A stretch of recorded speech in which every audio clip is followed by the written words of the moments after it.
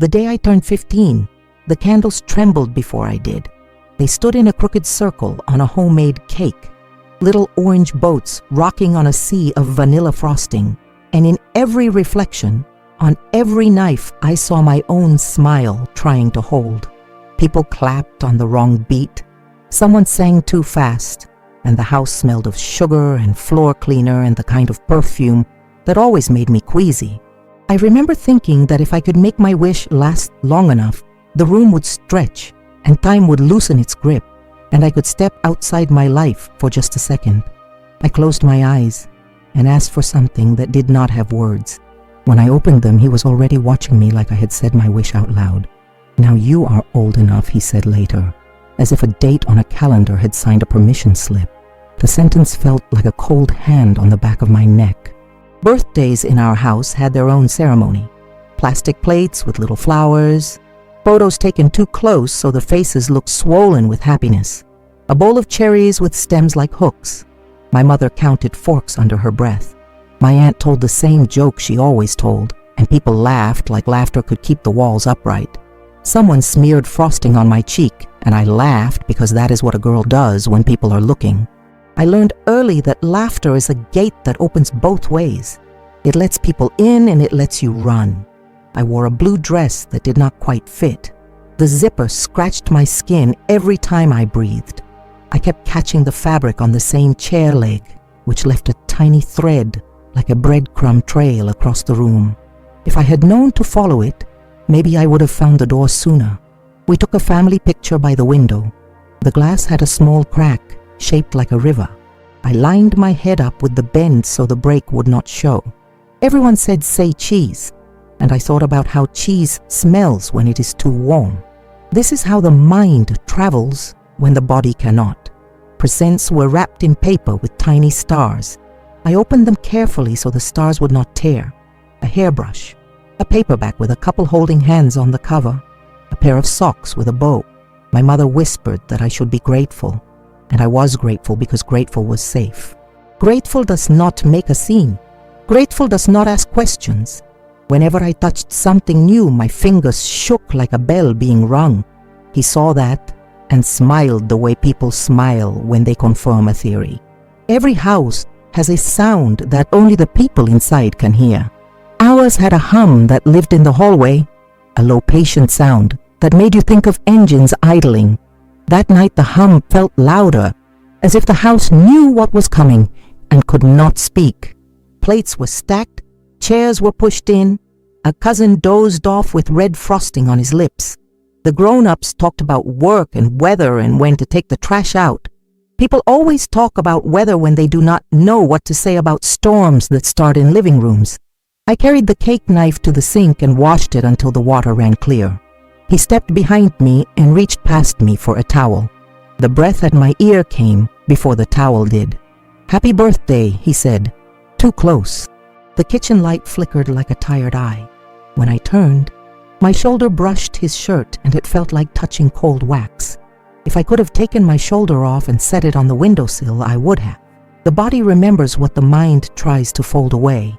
In pictures from that night, I looked like a girl borrowing her own face.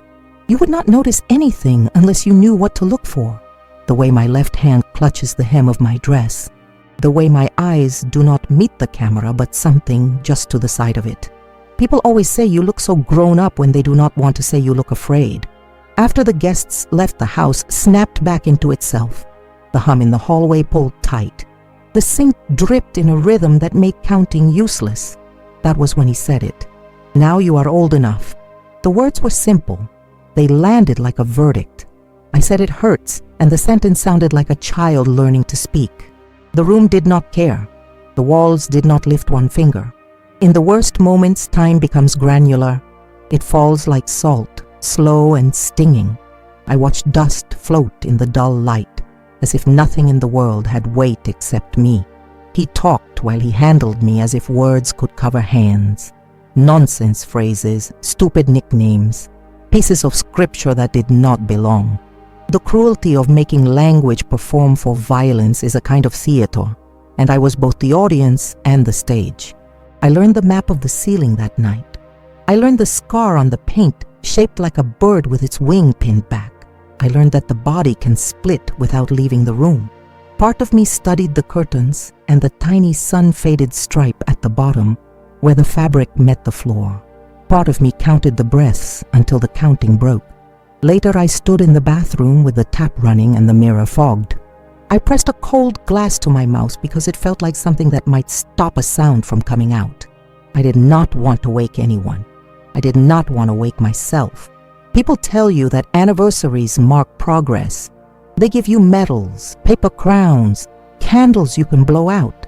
What they do not tell you is that a date can be a stamp that seals a door shut. For years, the number 15 followed me around like a stray dog. Every time a clock said 15 past the hour, my chest tightened. Every spring when cherry stems showed up at the market, I felt the hook again. Trauma has a funny way of filing memories by smell and time and light. You reach for a sweater and a whole winter falls out. That night I put my blue dress in a plastic bag and shoved it under the bed. My mother asked where the dress went. I said I spilled something on it. She nodded like she already knew what the something was. Silence is a language you do not need to teach. Everyone in our house spoke it. The next morning I walked to school with my hands stuffed into my sleeves. The sky had that pale color that makes everything look bleached. I decided to count the cracks in the sidewalk because numbers feel like control even when they are only shapes. Somewhere between 27 and 30, I realized that if I told no one, I would vanish a little every day. I want to tell you I found the right words right away. I did not. I tested sentences in my mouth like seeds that would not sprout. He is not who you think he is. I am not safe. It hurts. Each attempt rolled behind my teeth and waited there. The world kept acting like the world. Bells rang. Pages turned. A teacher asked me to read aloud, and my voice worked like nothing had happened. That is the secret no one likes to say out loud. You can be breaking and useful at the same time. People will thank you for being strong when you are only surviving. There is a photograph from that week that lives in a cracked frame at the back of a drawer. I am standing in the yard with my hands in my pockets. The grass is high. My hair is pulled tight. If you look closely, there is a thread hanging from the hem of my coat. It touches the ground like a fuse that has not been lit. When I hold that picture now, I think of the tiny thread from my birthday dress catching on the chair leg over and over.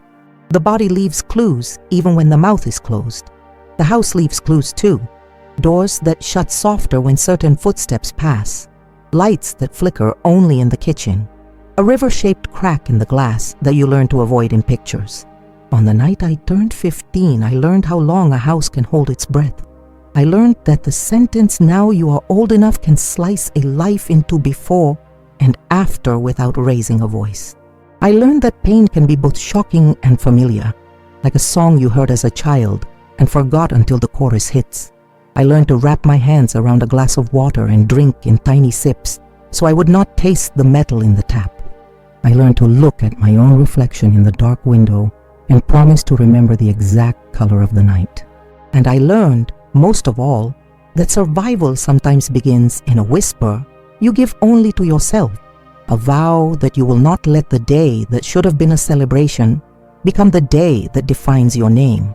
She tells the story now, with a voice that no longer trembles, though every word carries the weight of memory. She is no longer that 15-year-old girl in the blue dress with the frayed hem. She is a woman with her own name, her own age, her own small routines that keep her upright in a world that has no idea what she survived. When she walks down the street of her town, she looks like anyone else, holding a bag of groceries, nodding politely to neighbors who smile at her without knowing. Her life appears ordinary, and that is exactly how she has kept it, wrapped in a cloak of normalcy, so no one suspects the storms she once carried inside her chest. She lives in a modest house, painted pale yellow, with curtains she sewed herself, and flowers in mismatched pots that lean toward the sun. Every detail of her present is carefully arranged to be simple, almost invisible. To anyone else, it looks like peace. But to her, it is proof that she rebuilt from ashes. When she speaks of her work, she does not use grand titles. She cleans, she organizes, She does what needs to be done. She values the honesty of labor that does not pretend to be anything more than survival. Each paycheck means independence. Each task completed means she can keep her distance from the shadows of her past.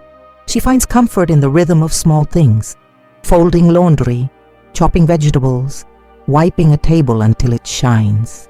It may sound ordinary, but ordinary is what she prayed for when she was young and trapped. Now she wears ordinary like armor, a way of telling herself she won.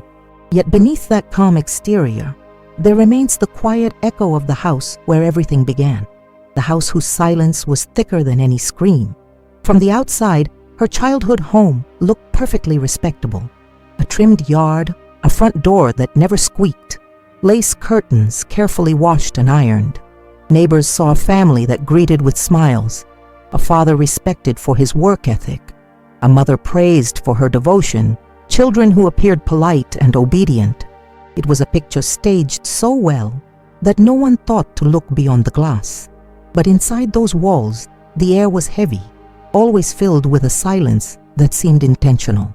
Conversations were clipped, laughter was rare, and any sound louder than a whisper felt like a mistake. That silence was not peace, it was pressure, a warning that some truths were not meant to be spoken. The walls themselves felt complicit, holding secrets in their cracks, and every step across the wooden floors seemed to echo back the message that nothing should disturb the fragile surface. She remembers her father being admired by neighbors as a man who worked long hours and carried himself with dignity. People respected him without ever questioning what he was capable of behind closed doors. Respectability became a mask so convincing that it blinded those who might have seen. Her mother was seen as gentle, always tending to children, baking, mending clothes, keeping the house immaculate. Yet her gentleness was not strength, it was submission, a refusal to see what was happening in the shadows. Even when her eyes betrayed knowledge, her lips sealed it with silence. To the world, this family was a model. Inside, it was a cage where she learned early that appearances are often the most dangerous kind of lie. The girl she once was lived between two versions of reality. In public, she walked with a straight back, answered questions politely, earned praise for her manners. She was the picture of a daughter any family would be proud of. At home, she kept her voice low, her eyes alert, her hands folded tightly in her lap. She moved like someone waiting for a storm, always aware of every change in the air. That duality split her in two. It taught her that survival meant knowing which mask to wear at which moment. But masks grow heavy, and she could feel the weight pressing harder with each passing year. She began to wonder if she would disappear beneath them completely. Even now, she can describe in vivid detail the weight of that silence. Dinner tables where utensils clinked, but no one spoke of anything real. Hallways where footsteps slowed as if not to wake the truth sleeping in each room. She remembers how the television volume was always kept low, how the curtains stayed drawn even on bright days, how the house seemed designed to keep the world out and its own secrets in. The silence was not an accident, it was a design. It told her that no matter how loudly her heart screamed, her words would be swallowed before they could escape.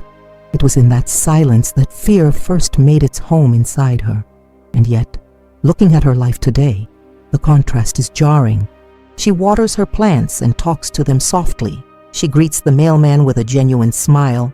She laughs at small things like a neighbor's dog chasing its tail. Each gesture of normalcy is a rebellion against what once defined her.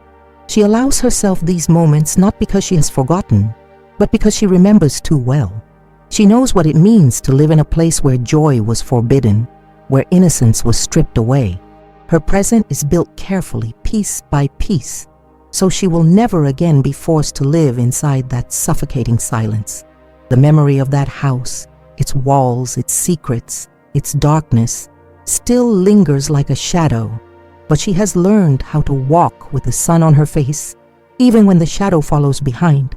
Before the night of her 15th birthday, there had already been signs, faint but unmistakable, like cracks forming quietly in a wall that would one day collapse. They were moments that seemed too small to explain, gestures so fleeting that she questioned her own perception. A hand resting a little too long on her shoulder, a stare that lingered in ways it should not have, words that carried meanings hidden behind ordinary tones. At first she told herself it was nothing, that she was imagining what no one else seemed to notice, yet the body rarely lies. Every hair standing on end, every knot in her stomach, every instinct pulling her away was a language she was too young to translate. She remembers how the air would change when he walked into the room. Conversations faltered, laughter dimmed, as if the very walls adjusted themselves to his presence. He had the kind of authority that silenced without a single raised voice. To others it looked like respect. To her, it felt like a warning. Her heart would speed up without reason, her body tightening before anything even happened. It was in those small moments that she began to understand what fear really was, not as an idea, but as a constant companion pressing against her skin. Her mother noticed things, though she would never admit it. A glance held too long, a shift in her daughter's posture, the way she flinched when a hand came near. There were questions in her eyes, questions she buried before they could reach her lips. Denial became her shield, and silence her survival strategy. By refusing to see, she believed she was keeping the family intact, but her blindness was a betrayal sharper than any knife. For the girl, the absence of her mother's protection felt like confirmation that she was truly alone. When the one person who should have been her refuge turned away, the house became a labyrinth with no exit. The silence inside that home was a silence that carried weight. It was not the peaceful quiet of safety, but the kind of silence that buzzed in your ears and made your chest ache. Every meal at the table was a performance. Forks tapped plates, glasses clinked, but the real conversations never came. She learned to measure her words, to keep her voice steady, to nod at the right times. The less she said, the less she risked. Her thoughts became secrets stored behind her teeth. Fear taught her that speaking could mean punishment, so she trained herself to smile instead. Even outside the house, the fear followed her like a shadow stitched to her skin. At school, she sat in the second row, never the first where eyes were too sharp, never the last where questions might find her. She made her handwriting neat and careful, so teachers wouldn't ask about her mind. She laughed when others laughed, even if she did not find it funny, because blending in was safer than standing out. When friends asked why she never invited them over, she shrugged and said her family liked privacy. That single word, privacy, was her excuse, her shield, and her prison. The early signs of trauma showed in ways she could not explain. Nightmares that left her sweating, a stomach that twisted itself into knots, a habit of pulling at the threads of her sleeves until holes appeared. She learned to carry a book everywhere, not to read, but to hide behind. People saw a quiet girl, maybe shy, maybe studious. They never guessed that every quiet moment was filled with calculations of how to avoid danger. She studied the sound of footsteps, the rhythm of doors opening and closing, the weight of silence in each room. Hypervigilance became her survival, a constant scanning of the world for threats. What made it worse was the contradiction. To everyone else, her father was respected, even admired. Neighbors waved to him, co-workers spoke highly of his discipline, family members praised his seriousness. The mask he wore in public was flawless. This made her doubt herself even more. If everyone thought he was good, maybe she was wrong. Maybe she was exaggerating. Maybe the unease in her body was just weakness. That is the cruelty of abuse before it fully reveals itself. It makes the victim question their own mind, convincing them to silence themselves long before anyone else does. The loneliness deepened each time she tried to hint at her fear. She once told a classmate that sometimes she felt uncomfortable at home. The classmate laughed, said parents are always weird, and changed the subject. She never tried again. She once looked at her mother and said, "I do not like when he looks at me that way." Her mother's lips pressed tight and she answered only with, "We must keep the peace."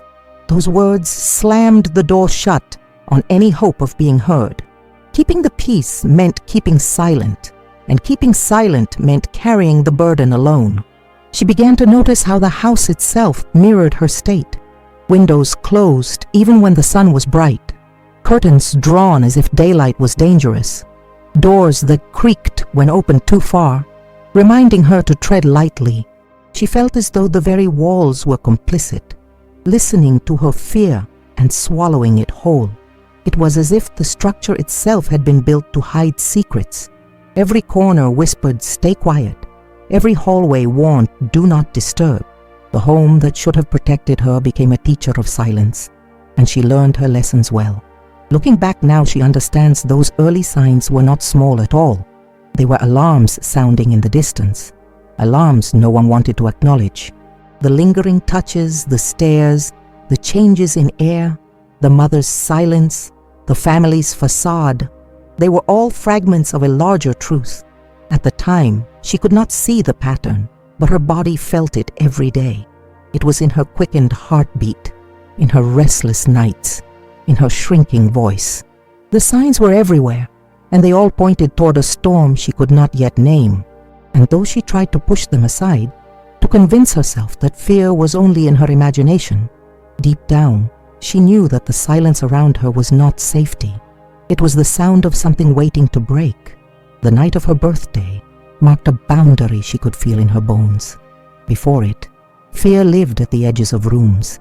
After it, fear sat in the center and demanded a chair. She remembers the moment the house changed temperature, how the air seemed to sicken as if someone had boiled the evening and poured it back into the kitchen. The words, "Now you are old enough," fell without ceremony, a casual sentence that carried the weight of a verdict. She said, "It hurts," and the walls did not move. He answered with the kind of patience that is not kindness, a slow, unblinking gaze that made her feel like a problem to be managed instead of a child to be protected. There are hurts that bruise the skin, and there are hurts that alter the weather inside a person. That night altered the weather. Cruelty has a ritual when it thinks no one is watching. He kept his voice even, almost mild, as if tone could clean what hands were doing. He spoke in fragments, pet names that did not belong in that room, instructions that left no air between them. She learned to focus her eyes on harmless details so her mind would have somewhere to go. The chipped corner of the dresser, a wrinkle in the curtain that looked like the outline of a leaf, the faint reflection of the ceiling light in the window glass.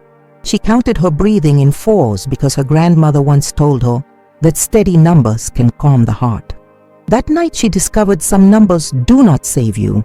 They only mark time while it breaks you. Humiliation took different shapes. Sometimes it was in the words, little barbs dressed as jokes. Sometimes it was in silence that forced her to complete the sentence he wanted to hear. Sometimes it was in making her stand in the middle of the room while he commented on her posture, as if the shape of her spine explained anything. He made the ordinary feel dangerous. The bed became a bargaining table. The door became decoration. Even the mirror betrayed her, showing a face she knew and did not recognize. When she looked at herself, she saw two girls, one with a mouth that could smile on command, one whose eyes kept a ledger no one else would ever read. After that night, the cycle set its schedule. There were days of false peace when nothing happened except the constant waiting. The house would feel almost gentle in those hours, like a lake pretending to be shallow. Those were the days when she did chores with perfect precision, as if cleanliness could scrub the danger out of the floorboards. Then there were days when the signal arrived without warning. A door closed with a soft click. A chair scraped a little too slowly. His footsteps changed weight. She began to recognize these cues, the way sailors read the color of clouds. Early warning is not escape. It is a way of bracing. Isolation grew not as a dramatic decision, but as 1,000 tiny choices. She stopped lingering after school. She made excuses when friends suggested the park. She learned to be helpful in ways that kept her near visible tasks. If she was washing dishes, she could remain near the window. If she was folding laundry, she could stand in the hallway where the phone was mounted to the wall. Safety became a map drawn in small squares. The living room offered 2 exits. The kitchen offered a knife and a sink that ran loud enough to muffle sounds if needed. Her bedroom offered nothing but a bed and a dresser that she slid against the door on nights when she believed furniture could be stronger than people. The body adapts to ongoing threat by narrowing the world to what it can control. She controlled the placement of objects.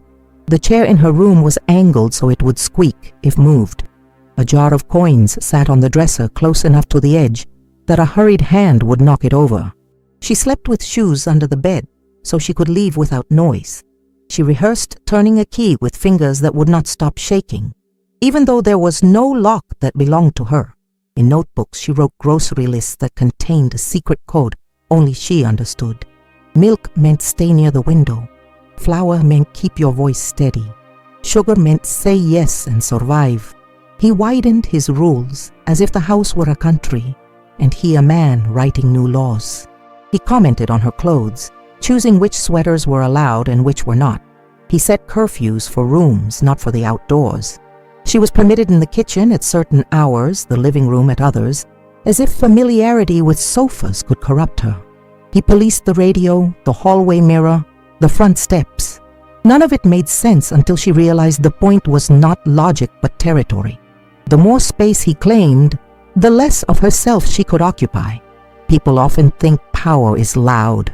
She learned that power can also be a whisper that rearranges your day until you do not recognize the map. At school, her grades slipped in subjects that required long concentration. She excelled in tasks that were quick and precise. She found refuge in the library, not for the stories, but for the smell of old paper that suggested time could be held still. The librarian learned her name and kept a book on the side for her, not knowing that kindness can be a lifeline even when it is ordinary. In gym class, she volunteered to return equipment so she could walk alone in the quiet corridors. A teacher once asked whether everything was fine at home, and she answered yes so quickly that her own voice startled her. The teacher smiled and moved on. She replayed that moment for weeks, wondering why true answers shrink at the sight of an open door. The nights were longer after the birthday. Sleep became a negotiation. She learned the creaks of every floorboard and the intervals at which the heater knocked in the walls. She kept a glass of water next to the bed and did not drink from it because the habit of having something within reach felt like control. Some nights, she fashioned a fortress from pillows, as if softness could become a barricade. Other nights, she lay still and studied the shapes made by headlights sliding across the ceiling when cars turned the corner. Those brief waves of light were proof that a world existed beyond the house. She began to imagine that light as a living thing that could learn her name. Humiliation turned public in ways that were invisible to others. He could run a hand over the back of a chair while staring at her, and the meaning would land only where he wanted it to land. He could say her name in a tone that sounded normal to everyone else, but cut her into measured slices. He perfected the art of making cruelty look like nothing at all. When relatives visited, he behaved with courteous distance, a model of restraint. Later, he would remind her how no one suspected anything. It was not a boast, it was a lesson. The lesson was that disbelief is a wall thicker than brick. The room that held her bed became a prison by increments. The window latch stuck and no one fixed it. The bulb in the ceiling was replaced with a lower wattage, so the light never felt bright enough. The rug was pulled slightly to the side, leaving a corner of bare floor that always felt cold. She placed a small stone in the windowsill, a smooth gray oval she had picked up years before on a family trip. She touched it before sleeping, and again on waking, the only ritual she kept that belonged entirely to her. In a life where so much was taken or dictated, a single stone could be a declaration. If there is a science to survival, it is built from small experiments. She tried speaking up in different ways to measure the cost. A sentence said in a steady voice, a refusal delivered with eyes fixed on the floor, a yes that meant no, and a no that meant I am not here. She learned which strategies deflected and which invited consequences. None of them promised safety, only different shapes of danger. Still, she observed, recorded, adjusted. Even animals cornered in cages studied the latch. Outside, the world kept behaving like itself. Buses ran, birds nested, Neighbors argued about hedges. She watched these ordinary events and felt both far from them and anchored by them. The persistence of the world meant that endings were not absolute. The cake plates had been washed and stacked. The birthday candles were in a drawer waiting for someone else's wish. The word daughter still existed in dictionaries. If words could live separately from acts, then maybe she could too. It was a small thought, almost nothing. A thread so thin it could snap with a sigh. She held it anyway and felt it tighten in her grip. An invisible line pulled taut toward a place she could not yet see. The breaking point did not arrive with thunder. It began quietly, almost invisibly, in the way an ember glows beneath ashes long before flames appear. For years she had carried the weight of silence, as if it was stitched into her skin, convinced that no one would ever believe her. But small observations from the outside world began to crack the certainty of her isolation. A teacher paused when handing back her papers, noticing how her once neat handwriting had grown shaky, the lines uneven as though the words were trying to run away from the page. A neighbor once leaned in at the fence and asked softly if everything was all right at home, because they thought they heard something in the night. Even her aunt, during a family gathering, placed a hand on her shoulder and asked why her smile never reached her eyes anymore. Each of these moments was tiny, but together they formed a chorus that whispered what she could not yet admit out loud.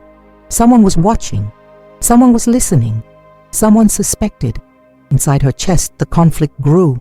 On one side was terror, the deep animal fear of speaking words that could unleash consequences she could not control. On the other side was the desperate need to breathe without hiding, to reclaim even a fraction of the childhood stolen from her. At night she rehearsed sentences in her head. He hurts me. I am not safe. Please help me. Yet when daylight arrived, her lips sealed themselves again, the silence holding her tighter than any rope. Shame weighed heavier than fear sometimes, convincing her that to reveal the truth would mark her as ruined. In a society that often protects appearances over children, she knew how quickly people would choose not to see, and so every attempt at courage felt like a bird slamming into glass, wings broken before flight. Still, the cracks widened. Her body betrayed her secrets in ways she could not stop. She flinched when someone moved too suddenly. She avoided eye contact with men in shops. She walked with her shoulders hunched, as though bracing for an impact no one else could see. A classmate once reached out to grab her wrist playfully, and she recoiled so violently that the laughter in the room froze. Whispers followed her in corridors, some mocking, some curious. But one girl asked quietly if she was all right. That simple question, spoken without judgment, lingered with her for weeks. It was proof that even strangers could sometimes feel the vibration of a wound. The courage to speak finally began with something small, almost accidental. Sitting in the classroom as rain tapped on the windows, her teacher asked the students to write about a place where they felt safe. Her pen hovered over the paper, and then, without planning, she wrote, "I do not have one." The words stared back at her, black and final.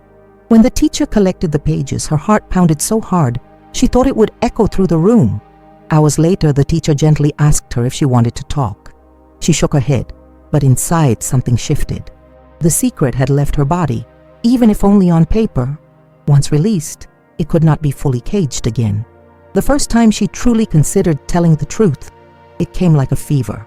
She sat in the bathroom with the door locked, gripping the edges of the sink until her knuckles turned white. The mirror showed a girl with hollow eyes and trembling lips, someone she barely recognized. She whispered to her reflection, "I cannot do this anymore." The words fogged against the glass and vanished, but the sound of her own voice startled her. It felt like touching flame and realizing it could warm as well as burn. Speaking to herself was the first rebellion. It planted a seed that even she could not uproot, but the battle inside her was relentless. What if no one believed her? What if they blamed her? What if he punished her worst for daring to speak? These questions circled her mind like vultures tearing at her resolve. Still, with each passing day, the weight of silence grew heavier. Secrets rot when buried too long, and she could feel them poisoning her from within. She noticed how her breath came shorter, how sleep refused to stay, how her stomach twisted every morning. Survival demanded more than endurance now. Survival demanded rupture. Her chance came in the most ordinary setting, proving that extraordinary shifts often happen in quiet places. After class, her teacher stopped her at the doorway, eyes steady, voice gentle, and said, "You can tell me if something is wrong." She froze, every muscle urging her to stay silent. But in that pause, she thought of her aunt's question, her neighbor's concern, the classmates' whisper, and the words she had written on that paper. All those fragments aligned like stars, pointing to a path she had never dared to take. Her lips parted, and though no sound came at first, the silence itself cracked wide enough for the truth to begin its escape. Breaking silence is not a single moment, but a process. The first attempt was fractured, words tumbling out in incomplete sentences, tears staining the floor between them. She said enough for the teacher to understand, enough to trigger the first chain of actions that could not be undone. The fear did not vanish. If anything, it roared louder, warning her of what might come. But alongside it grew a fragile relief, the kind that comes when a wound is finally exposed to air after festering in the dark. She could not take the words back, and for the first time, she did not want to. The shift was irreversible. The secret no longer belonged only to her. Others now carried pieces of it, and with those pieces came responsibility. She learned quickly that disclosure does not end the nightmare, but it signals the possibility of dawn. The teacher promised her she was not alone, and those words became a rope she held onto with trembling hands. For the first time, she began to believe that her life did not have to be defined by fear alone. It was not liberation yet, but it was the first crack in the walls that had trapped her for so long. The ember beneath the ashes had grown brighter, and though it still threatened to burn her, it also promised fire strong enough to light a way forward. Freedom did not arrive like a sudden explosion. It came in fragments, like light leaking through cracks in a boarded window. After years of silence and terror, the first steps toward liberation were not loud or triumphant. They were shaky, uncertain, but undeniable. Once her words had slipped out into the world, they refused to be caged again. Teachers asked questions. Authorities listened. Neighbors whispered about things they had long suspected, but never dared to voice. The mask her father wore in public began to fracture, and as it did, she realized something vital. The power he held over her was built not only on violence, but on silence. The moment the silence broke, his empire of control began to collapse. The days that followed were a blur of fear and relief intertwining like twin threads. She remembers sitting in an office, fluorescent lights buzzing overhead, as strangers asked her to repeat the story. Her voice trembled but did not falter. Each retelling was a wound reopening, yet each retelling was also a stitch closing something inside her. For the first time, she was not being ignored. She was being heard. That shift alone was revolutionary. Her words had weight, and that weight began to tilt the balance of her life. Her mother's reaction was complicated, a mixture of shock, denial, and grief. At first, she clung to the old habits of silence, insisting that such things could not be true, that appearances mattered more than whispers. But when evidence mounted and eyes turned toward her, she could no longer pretend. The woman who had once closed her eyes to protect herself was now forced to face the truth. For the daughter, this confrontation was bittersweet. She longed for her mother's protection, but she also knew that survival had demanded she stand alone. Forgiveness was not immediate, but understanding grew slowly, like a hesitant plant reaching for sun. The fall of her father was swift once the truth reached the light. The same community that once praised him began to murmur in disgust. The respect he had built through years of outward discipline crumbled like ash. To see him stripped of power was both terrifying and liberating. Terrifying because she still carried the memory of what he was capable of. Liberating because she finally saw that the world outside their home could hold him accountable. For so long, she had believed no one would ever believe her. Now people did. That belief became her new shelter. Rebuilding herself was not a simple process. It was not as if freedom erased scars. Instead, freedom gave her space to learn how to live with them. Therapy became a mirror where she could safely examine the broken pieces of her life and begin to reassemble them. Writing became a way to reclaim her voice. She filled journals with words she had once been too afraid to say, and in those pages she discovered strength she had never known she possessed. Even small actions became victories. Walking outside at night without fear, laughing without guilt, looking in the mirror and seeing not a fractured child, but a woman who had survived. The world outside, once a blur she observed from a distance, became a landscape she dared to explore. She allowed herself to make friends, to trust carefully, to smile with honesty. She planted flowers in pots by her window, watching them bloom as if they were proof that beauty could grow in any soil, no matter how poisoned. Each new day carried with it a reminder that she was more than what had been done to her. She was the author of her present, not the prisoner of her past. Still, memories lingered. Certain sounds, certain smells could pull her back without warning, but she learned to breathe through them, to remind herself that the danger was gone, that she was no longer that helpless girl. Trauma had once defined her, but now resilience shaped her. She discovered that scars are not shameful. They are maps of survival, reminders of battles fought and endured. As she tells her story now, she does not focus only on the pain. She speaks of strength, of resilience, of the human capacity to rise even when buried beneath years of silence. She shares her voice so others who live in shadows may know they are not alone. Her words are not just for herself, but for anyone who has ever felt trapped by fear, silenced by shame, or betrayed by those meant to protect them. She has turned her wounds into lanterns, illuminating the path for others still struggling to find their way out. And so she stands today, not as a victim, but as a survivor. The girl who once whispered, "I cannot do this anymore," to a fogged mirror, has become a woman who declares, "I endured, I survived, I will live." Her story is not just about what was taken from her, but about what she reclaimed, her voice, her life, her future. Thank you for listening to this journey, for holding space for her truths. Stories like this are heavy, but they matter because they remind us of the strength hidden inside human hearts. If her story touched you, if it made you reflect, or if it opened your eyes to the silent battles fought around us, let it not end here. There is more to be heard, more to be understood, and more voices waiting to be amplified. Stay with us, because another story is waiting on the screen now, ready to be told. A story that carries its own weight, its own lessons, and its own truths.